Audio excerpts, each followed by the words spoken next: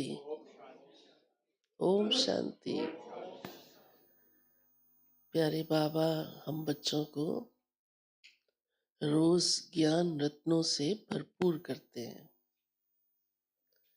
और उन्हीं ही ज्ञान के रत्नों को, ज्ञान की शिक्षाओं को हमें जीवन में धारण करना है।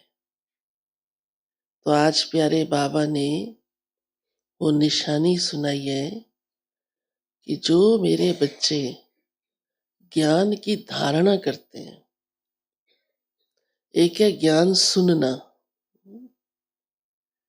एक है सुनाना, एक है समाना, पर एक है उसका स्वरूप बनना। फर्क है चारों में। सुनना तो सब कर लेते हैं, कोई बड़ी बात नहीं है। वैसे भी भक्ति में आदत पड़ी हुई थी सुनने की, सिर हिलाने की भी, ऐसे ऐसे समझ में भी आए या ना आए। हाँ, वो बड़ी बात नहीं है, वो तो संस्कार बन चुका है सुनने का। लेकिन बाबा ये पढ़ाई पढ़ाता है, ये कोई सत्संग नहीं है, सिर्फ ये पढ़ाई है। पढ़ाई माना स्टडी, जो जीवन में उसके अनुसार अपने आप को काबिल बनाना होता है।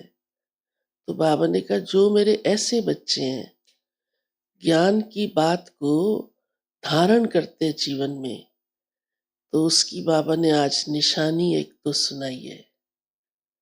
तो बाबा ने कहा है कि वही बच्चे अंदर से खुश रह सकते हैं, संतुष्ट रह सकते हैं। खुशी को भी हम बड़ा साधारण या कॉमन बात ले लेते हैं, फिर चाहे नाराज भी होते रहते हैं, डिस्टर्ब भी होते रहते हैं, तो फिर ये निशानी होना माना तो खुशी नहीं है ना। क्योंकि खुशी कोई बाहर से हंसने या मुस्कुराने की बात नहीं, अंतर आत्मा अंदर से सेटिस्फाइड रहे हर परिस्थिति में, कभी रंज ना हो। ये नहीं अच्छी बात हुई, हमारी मानी गई तो हम खुश हैं, हमारी नहीं मानी गई तो हम रंज हो गए। ये ज्ञान की निशानी नहीं। ये तो दुनिया वालों, अज्ञानी भी ऐसे ही करते हैं, है ना। पर हर बात में धारणा माना, हर बात में जीवन वैसा तैयार हो। तो बाबा ने कहा धारणा जिनकी होगी वो कभी भी नाराज नहीं, रंज नहीं, चाहे कुछ भी हो, क्या भी हो, और सदा खुश रहेंगे।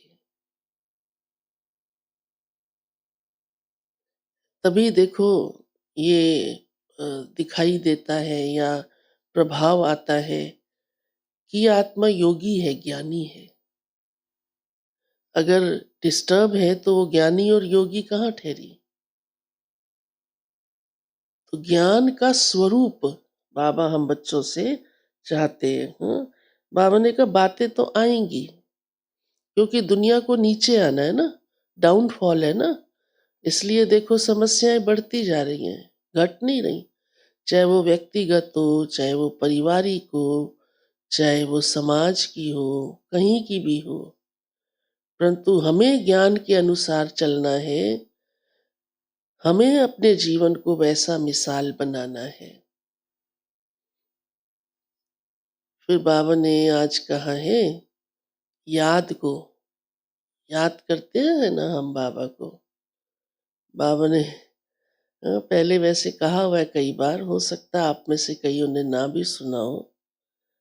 बाबा ने कहा ये याद रूहानी फांसी है। क्यों फांसी कहा बाबा ने? फांसी में लटक जाते हैं ना। हम भी जब बाबा को याद करते हैं तो हमारी बुद्धि कहाँ चली जाती है? ऊपर लटक जाती है। वो बुद्धि बाबा से जुड़ जाती है। शुरू शुरू में जब पट्टी का समय था 14 वर्ष का, तो बाबा याद भी भिन्न भिन्न रीति से करवाते थे। कभी अकेले, कभी संगठन में, कभी कब्रिस्तान की बात भी उस दिन सुनाई थी आप सभी को। और कभी दादियाँ सुनाती थी कि बुद्धि हमारी इधर उधर ना जाए और झुटका भी ना आए, तो बाबा थोड़ा थोड़ा दूरी पे बिठा के यहाँ से रस्सी बांध के ऊपर लगा दो, झुटका आएगा। और ही बल्कि अंदर अलर्टनेस आ जाती है, क्योंकि जरा सा भी कुछ, हाँ, ध्यान कहाँ जाएगा, ऊपर जाएगा ना, बार बार ऊपर की ओर जाएगा ना। का ऐसे ऐसे बाबा इसलिए करवाते थे ताकि बच्चों को अभ्यास हो जाए कि बुद्धि इधर उधर भटके नहीं, सीधा बाबा के पास ऊपर। तो आप सभी अपना चेक करो, ऐसा बुद्धि योग हमारा है, या योग में बैठे हुए भी बुद्धि कहाँ कहाँ जाती है, ये तो हर एक खुद ही समझ सकता है। कोई दिख भी रहा है इसकी बुद्धि भटक रही है, पर कहेंगे तो मानेगा नहीं, और जब तक खुद नहीं महसूस करेंगे तो परिवर्तन नहीं होगा, और परिवर्तन नहीं होगा तो उन्नति कैसे होगी, हो ही नहीं सकती, साधारण रह जाएंगे। तो ऐसी ऐसी बातें बाबा हम बच्चों को इसीलिए समझाते हैं, ताकि बच्चों का पुरुषार्थ बहुत आगे बढ़ता जाए। आज बाबा ने फिर जो कल कहा था टाइम वेस्ट नहीं करना है, आज भी बाबा ने कहा है टाइम वेस्ट नहीं करना है। बहुत टाइम की बहुत वैल्यू है, बहुत वैल्यू। ऐसे ही समय बिता देना, खाकर सोकर बातें करके, बस। काम तो कभी भी कोई नहीं रुकता, हाँ? घर में भी नहीं रुकता। आज बाबा ने कहा, भले, हाँ, माताओं को कहा बच्चे हैं, पालना करनी है, अगर सेवा का शौक है तो आ जाए सेवा पर।